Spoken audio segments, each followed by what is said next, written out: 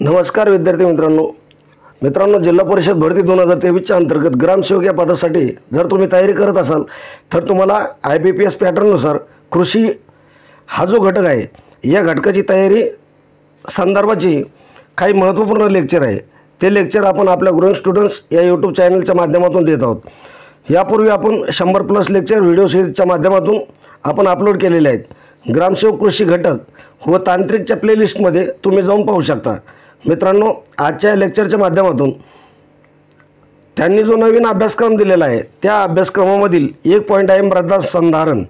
तर मृदा संधारणवरचे क्वेश्चन्स कशा प्रकारे येऊ शकतात, मोस्ट IMP मृदा संधारणवरचे विश्लेषणात्मक क्वेश्चन आहे, ते सर्व क्वेश्चन आपण या व्हिडिओच्या माध्यमातून डिस्कस करणार आहोत।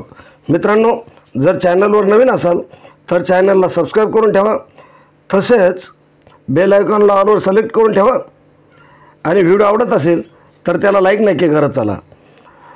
तसेच महत्त्वपूर्ण लेक्चर या ठिकाणी तुमच्यासाठी आपण देणार आहोत। तर व्हिडिओला सुरुवात करूया।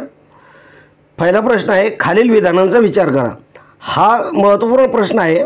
IBPS पॅटर्ननुसार अशा प्रकारचे प्रश्न तुम्हाला विचारले जाऊ शकतात, त्यामुळे तुम्हाला प्रश्नाची ॲडव्हान्स लेवलसुद्धा करणं गरजेचे आहे।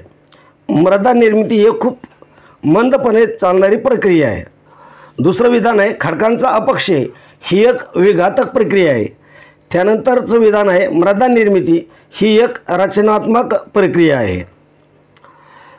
पर्याय दिलेले आहेत, फक्त अ बरोबर, फक्त अ आणि ब बरोबर, फक्त ब आणि क बरोबर आणि सर्व बरोबर। मृदा निर्मितीचे एकूण 2 टप्पे आहेत। मग कोणकोणते 2 टप्पे आहेत ते बघा। खडकाचा अपक्षय होऊन मृदेच्या रेगोलितची निर्मिती होते आणि त्यानंतर दुसरा टप्पा आहे, रेगोलितपासून मृदाचा विकास होऊन खऱ्या मृदेची निर्मिती होते। म्हणजे मृदा निर्मितीसाठी कारणीभूत असलेल्या नैसर्गिक घटकांना मृदा निर्मितीचे घटक म्हणतात। असे 2 घटक आहेत। ते कोणते 2 घटक आहे? आता या विधानाचा विचार करायचा आणि 4 पर्याय दिलेले आहेत। त्या 4 पर्यायापैकी कोणतं विधान बरोबर आहे ते आपल्याला ओळखायचं आहे।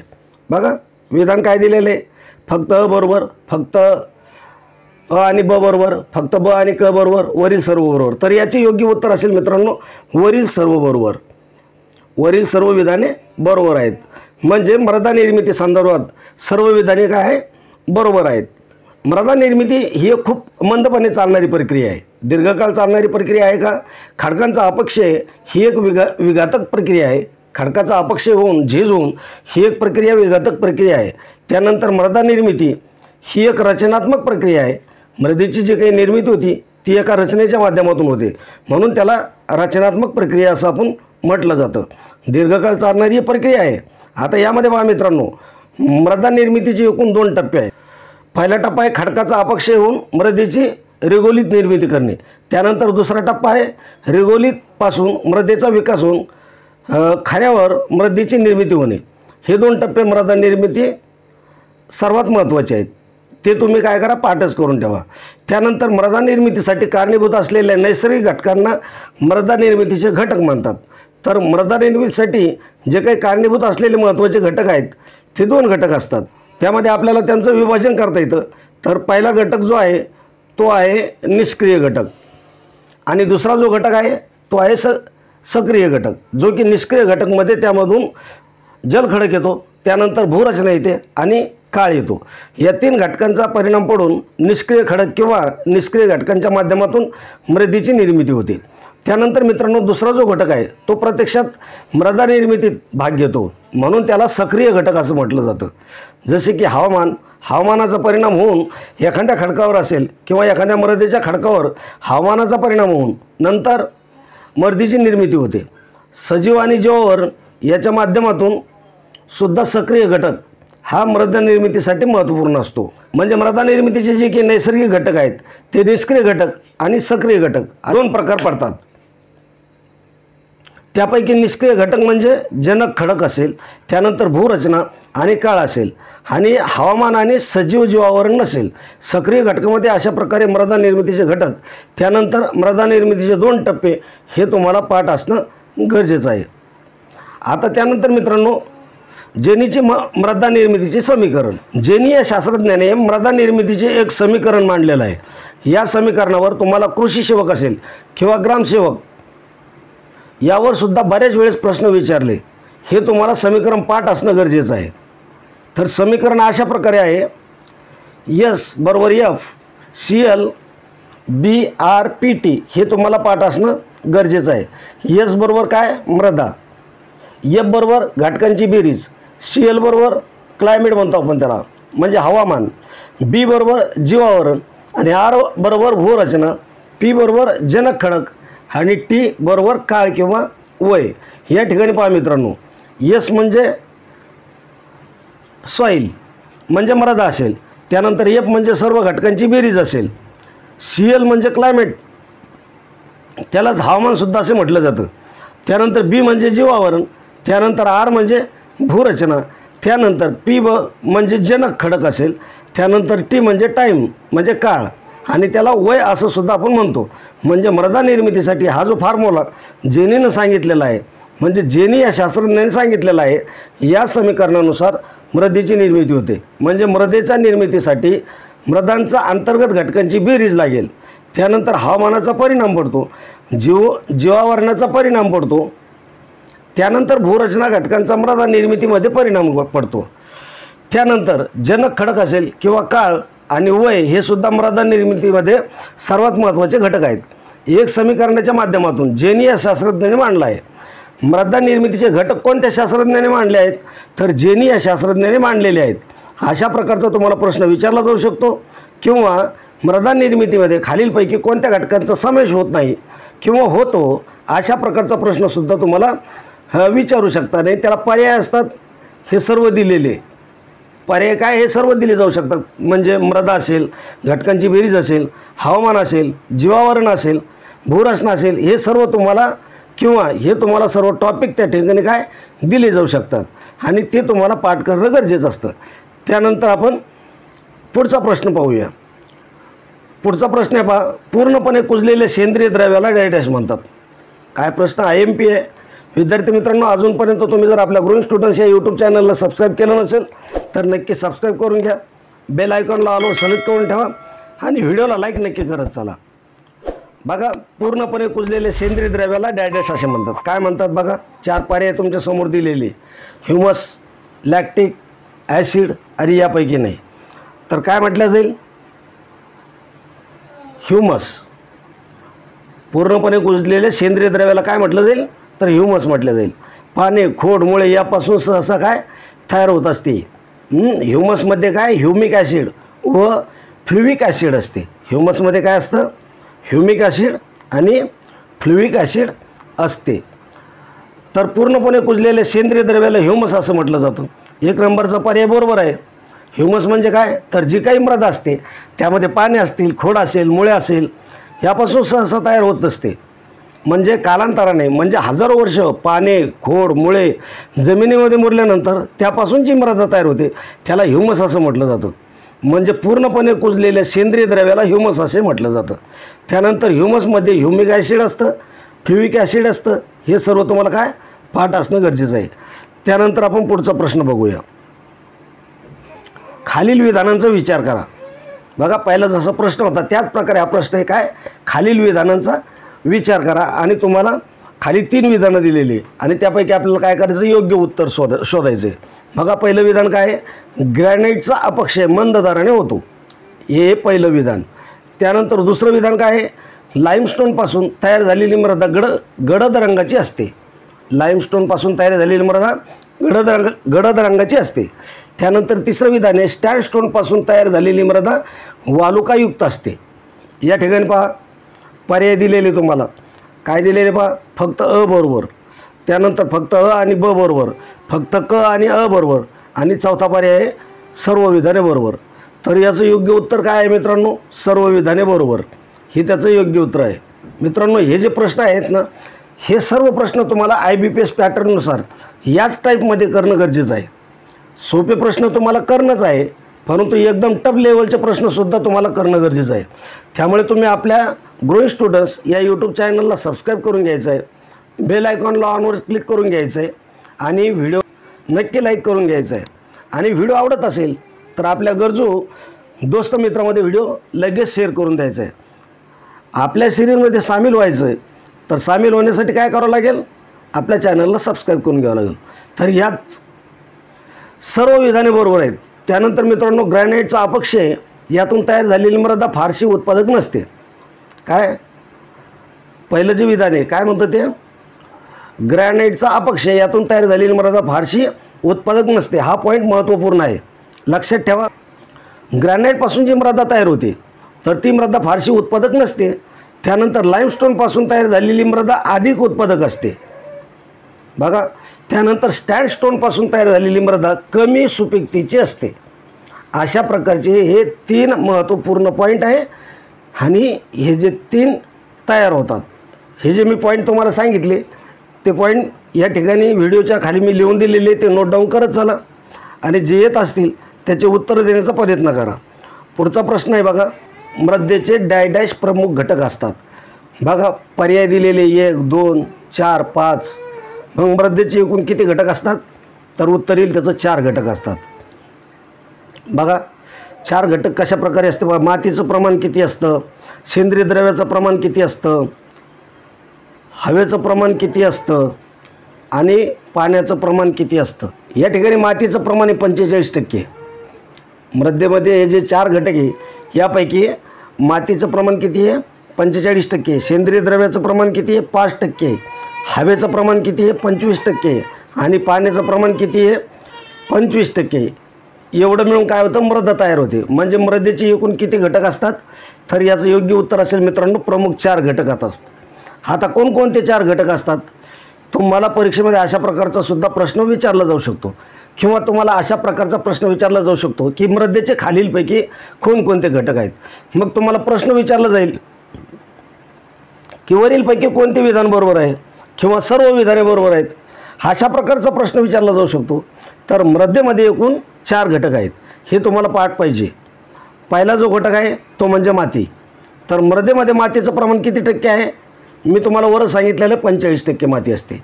त्यानंतर सेंद्रिय द्रव्याचं प्रमाण किती असतं, तर सेंद्रिय द्रव्याचं एकूण प्रमाण असतं 5%. त्यानंतर हवासुद्धा असते, किती टक्के असते, एकूण 25%चं प्रमाण असतं. त्यानंतर पाण्याचं सुद्धा एकूण 25%चं प्रमाण असतं. अशा प्रकारे मृदेमध्ये एकूण 4 घटक असतात आणि जे घटक आहेत त्याचं प्रमाणसुद्धा तुम्हाला पाठ असणं गरजेचं आहे. त्यानंतर पुढचा प्रश्न आपण बघूया, मृदेला पूर्ण विकसित होण्यासाठी किती वेळ लागेल. बघा, मृदेला पूर्ण विकसित होण्यासाठी किती वेळ लागेल. 2 विधानं दिली आहेत बघा तिथं. अनुकूल परिस्थितीत चांगली मृदा तयार होण्यासाठी काही शतकांचा काळ लागू शकतो. अनुकूल परिस्थितीत चांगली मृदा तयार होण्यासाठी काही शतकाचा काळ लागू शकतो. म्हणजे 1 शतक असेल, 2 शतक असेल, 3 शतक असेल, काही शतकाचा. तेव्हा जर अनुकूल परिस्थितीमध्ये चांगली मृदा तयार होण्यासाठी, म्हणजे परिस्थिती अनुकूल आहे, म्हणजे जेनीचा जो त्यांनी मृदा निर्मितीचा फॉर्म्युला सांगितलेला आहे त्या फॉर्म्युल्यानुसार जर ते परिस्थिती जर अनुकूल असेल तर काही शतकाचा काळ लागू शकतो. त्यानंतर दुसरं विधान आहे बघा, कमी अनुकूल परिस्थितीमध्ये मृदा तयार होण्यासाठी काही 1000 वर्षे लागू शकतात. दुसरं विधान काय आहे, कमी अनुकूल परिस्थितीमध्ये मृदा तयार होण्यासाठी काही 1000 वर्ष लागू शकतात. अशा प्रकारचं एक वेगळं दुसरं विधान आहे. तर या ठिकाणी विधाने पहा, म्हणजे तुम्हाला पर्याय दिलेले, दोन्ही विधाने चूक आहेत, दोन्ही विधाने बरोबर आहेत, फक्त अ बरोबर आहे, फक्त ब बरोबर आहे. म्हणजे अशा प्रकारचे विधान दिलेत तर याचं योग्य उत्तर असेल मित्रांनो, दोन्ही विधाने या ठिकाणी बरोबर आहेत. म्हणजे अनुकूल परिस्थितीमध्ये चांगली मृदा तयार होण्यासाठी काही शतकाचा काळ लागू शकतो आणि कमी अनुकूल परिस्थितीमध्ये मृदा तयार होण्यासाठी काही 1000 वर्षाचा कालावधी लागू शकतो. हे दोन्ही विधाने काय बरोबर आहेत. त्यानंतर मित्रांनो, मृदा तयार होण्यासाठी पुढील घटकावर वेळ अवलंबून असतं. म्हणजे मृदा तयार होण्यासाठी पुढील घटकावर वेळसुद्धा अवलंबून असतो. म्हणजे मृदा तयार होण्यासाठी पुढील घटक असतात कोणते, हवामान आहे, जनक आहे, खडक आहे, भूरचना आहे. आपल्याला जेनीचा जो मृदा निर्मितीचा फॉर्म्युला सांगितलेला आहे त्यामध्ये आपण पाहिलेलं आहे. तर मृदेचा पूर्ण विकास होण्यासाठी मृदा दीर्घावधी कालावधी दरम्यान एका विशिष्ट जागेवरती राहणं गरजेचं आहे. जर एखाद्या विशिष्ट जागेवरती मृदा असेल तर त्याचा काळ कमीत कमी प्रमाणामध्ये मृदेची निर्मिती चांगल्या प्रकारे होते. त्यानंतर पुढचा प्रश्न आपण बघूया. वाळवंटी मृदामध्ये सेंद्रिय द्रव्य डॅश असते. जी वाळवंटी मृदा असते तिच्यामध्ये सेंद्रिय द्रव्य किती असतं असा प्रश्न आपल्याला आहे आणि उत्तर तुम्हाला द्यायचं आहे. अजूनपर्यंत तुम्ही जर आपल्या ग्रोइंग स्टुडंट्स या यूट्यूब चॅनलला सबस्क्राईब केलं नसेल तर नक्की सबस्क्राईब करून घ्या. काही शंका असतील तर कमेंटमध्ये नक्की कळवा आणि व्हिडिओला लाईक नक्की करत चला. बघा, वाळवंटी मृदामध्ये सेंद्रिय द्रव्य डॅश असतं, अधिक असतं, साधारण असतं, काहीच नसतं, अत्यल्प असतं, असे 4 पर्याय तुम्हाला दिलेले. मृदेमध्ये वेगवेगळ्या प्रमाणात सेंद्रिय द्रव्य आढळतं किंवा मृदेतील अनेक जैविक घटक, वनस्पती, जीवाणू, कवक हे पोषक द्रव्य व ऊर्जेसाठी सेंद्रिय घटकावर अवलंबून असतं. त्यानंतर पुढला पॉईंट आहे पीठ हिस्टोसोल मृदेमध्ये सर्वाधिक सेंद्रिय द्रव्य असतं. कोणत्या? पीठ हिस्टोसोल जी मृदा आहे तिच्यामध्ये सर्वाधिक सेंद्रिय द्रव्य असतं. आता सेंद्रिय द्रव्य हा एक मृदेचा घटक आहे. वाळवंटी प्रदेशामध्ये सेंद्रिय मृदेचे प्रमाण कशा प्रकारे असतं? अधिक असतं, साधारण असतं, काहीच नसतं की अत्यल्प असतं, असे पर्याय तुम्हाला दिलेले. तर याचं योग्य उत्तर आहे मित्रांनो, मृदेमध्ये वेगवेगळ्या प्रमाणात सेंद्रिय द्रव्य आढळतात. त्यामध्ये सेंद्रिय द्रव्य जे आहे ते वाळवंटी प्रदेशामध्ये अत्यल्प असतं, म्हणजे अत्यल्प म्हणजे कमी प्रमाणामध्ये असतं. तर या ठिकाणी पहा मित्रांनो, मृदेतील अनेक जैविक घटक असतात. त्यामध्ये वनस्पती, जीवाणू, कवक, पोषक द्रव्य आणि ऊर्जासाठी सेंद्रिय घटकावर अवलंबून असणं गरजेचं आहे. पीठ हिस्टोसोल मृदेमध्ये सर्वाधिक सेंद्रिय द्रव्य असते आणि सर्वात कमी असतं वाळवंटी मृदेमध्ये. पीठ मृदेचा ही एक प्रकार आहे, त्यामध्ये सर्वाधिक सेंद्रिय द्रव्य असतं. अशा प्रकारे तुम्हाला पाठ असणं गरजेचं आहे. त्यानंतर मित्रांनो पुढचा प्रश्न आपण बघूया. मृदेचे एकूण किती कार्य आहेत? मृदेचे एकूण किती कार्य आहेत? बघा, पर्याय दिलेली तुम्हाला 2, 3, 4, 5. किती कार्य? एकूण 3 कार्य आहेत. मृदेचे किती आहे? एकूण 3 कार्य आहेत. मग 3 कोणकोणते आहे बघा? भौतिक कार्य. आपण भौतिक कार्यावर प्रथम डिस्कस करूया. भौतिक कार्य भौतिकदृष्ट्या मृदा पिकांच्या वाढीसाठी यांत्रिक आधार उपलब्ध करून देते. मृदेने वनस्पतीच्या मुळावर प्रयुक्त केलेल्या दाबामुळे वनस्पती उभी राहू शकते. मृदा पाणी व हवेचा साठा म्हणून कार्य करते. मृदा ही पाणी व हवेचा साठा म्हणून कार्य करते. पिके मुळाद्वारे पाणी शोषून घेतात, तसेच मुळे मृदेतील हवेतून ऑक्सिजन घेतात. हा तुम्हाला कन्सेप्ट माहीतच असेल. मृदा सूर्याची उष्णता साठवून ठेवून वाढणाऱ्या वनस्पतींना उपलब्ध करून देतात. त्यानंतर बघा, पुढलं कार्य कोणतं आहे? रासायनिक कार्य. पुढलं कार्य कोणतं आहे? रासायनिक. पहिलं आपण भौतिक कार्य पाहिलं, त्यानंतर हे रासायनिक कार्य. आता रासायनिक कार्य काय बघा? मृदेची एकूण 3 कार्य आहेत. आपण बेसिकपासून ते ॲडव्हान्सपर्यंत या ठिकाणी डिस्कस करणार आहोत. हे लेक्चर आपल्याला महत्त्वपूर्ण असं ठरणार आहे. आपण सर्वप्रथम बेसिक क्वेश्चन घेऊयात आणि या सर्व लेक्चरच्या माध्यमातून तुमचं मृदा संधारण हा जो टॉपिक आहे नवीन अभ्यासक्रमानुसार दिलेला आहे, तो अभ्यासक्रम या ठिकाणी आपण कंप्लीट करून घेऊयात. त्यानंतर फलोत्पादन असेल किंवा जलसंधारण असेल, या संदर्भात त्यांनी जे नवीन टॉपिक दिलेले आहेत. त्यानंतर समाजशास्त्र हे तुम्ही पाहू शकता. मित्रांनो, मृदेचे एकूण 3 कार्य आहेत. त्यापैकी पहिलं जे कार्य आहे ते आहे भौतिक कार्य. तर आता भौतिक कार्य आपण पाहिलं आहे. भौतिकदृष्ट्या मृदा पिकांच्या वाढीसाठी यांत्रिक आधार उपलब्ध करून देते. त्यानंतर मित्रांनो, मृदेचे वनस्पतीच्या मुळावर प्रयुक्त केलेल्या दाबामुळे वनस्पती उभी राहते. हे भौतिक कार्यामधलं सर्वात महत्त्वाचं कार्य आहे. मृदा पाणी व हवेचा साठा म्हणून उपलब्ध करते. भौतिक कार्यामुळं काय? पिके मुळाद्वारे पाणी शोषून घेतात, तसेच मुळे मृदेतील हवेतून ऑक्सिजन घेतात. हा तुम्हाला कन्सेप्ट काय माहीतच आहे. त्यानंतर मृदा सूर्याची उष्णता साठवून ठेवून वाढणाऱ्या वनस्पतींना उपलब्ध करून देतात. आता यानंतर आपण रासायनिक कार्य बघू. भौतिक कार्य हे पाहिलं आहे आणि रासायनिक कार्य हे काय? दुसरं आहे. रासायनिकदृष्ट्या मृदा हे पिकाच्या वाढीसाठी आवश्यक पोषक द्रव्य उपलब्ध करून देणारे साठागृह म्हणून कार्य करतो. त्यानंतर बघा काय? मृदेमध्ये चालू असलेल्या विविध रासायनिक अभिक्रियामुळे सेंद्रिय द्रव्याचे विघटन घडून येते. त्यातून निर्माण झालेली पोषक द्रव्य मृदजलात विरघळतात व पिकांना उपलब्ध होतात. म्हणजेच मृदेमध्ये जे रासायनिक अभिक्रिया चालू असते त्या अभिक्रियेच्या माध्यमातून पिकांना पोषक द्रव्य असतील, सेंद्रिय द्रव्य असतील, मृदाजल असेल, ते मृदेमध्ये विरघळतं आणि ते पिकांना उपलब्ध करून देण्याचं काम रासायनिक कार्यामुळे मृदेमुळे होत असतं. त्यानंतर मित्रांनो तिसरं कार्य आहे बघा, जैविक कार्य. तुम्हाला परीक्षेमध्ये 3 कार्य विचारली जाऊ शकतात किंवा कोणते कार्य आहेत अशा प्रकारचा प्रश्न विचारला जाऊ शकतो. जैविक कार्य काय काम करतं, तर जैविकदृष्ट्या मृदा ही असंख्य वनस्पती व प्राणी सजीवांचा अधिवास म्हणून कार्य करते. काय, जैविकदृष्ट्या मृदा ही असंख्य वनस्पती व प्राणीजन्य सजीवांचा अधिवास म्हणून कार्य करते. जसे उंदीर, घूस, कृमी, कीटक इत्यादी सजीव मृदेमध्ये असतात. म्हणजे जैविक कार्य, मृदेचे जैविक कार्य म्हणजे उंदीर असेल, घूस असेल, त्यानंतर कृमी असेल, कीटक असेल किंवा इतर जे प्राणी आहेत किंवा जी वनस्पती आहे ते मृदेमध्ये जैविकदृष्ट्या अधिवास करतात. म्हणजे त्या ठिकाणी मृदेमध्ये राहतात. हा एक मृदेचा जैविक कार्य किंवा घटक असं तुम्हाला मानता येईल. तरी विद्यार्थी मित्रांनो, आजच्या व्हिडिओमध्ये आपण याच ठिकाणी थांबणार आहोत. अजूनपर्यंत तुम्ही आपल्या ग्रो स्टुडंट्स या यूट्यूब चॅनलला जर सबस्क्राईब केलं नसेल तर नक्की सबस्क्राईब करून घ्यायचं आहे. बेल आयकॉनला ऑलवर सिलेक्ट करून घ्यायचं आहे. व्हिडिओ आवडत असेल तर त्याला लाईक नक्की करायचे आणि त्याचबरोबर आपल्या गरजू विद्यार्थी मित्रमैत्रिणींना व्हिडिओ शेअर करून द्यायचा आहे. तर भेटूया उद्याच्या व्हिडिओमध्ये. तोपर्यंत जय हिंद, जय महाराष्ट्र.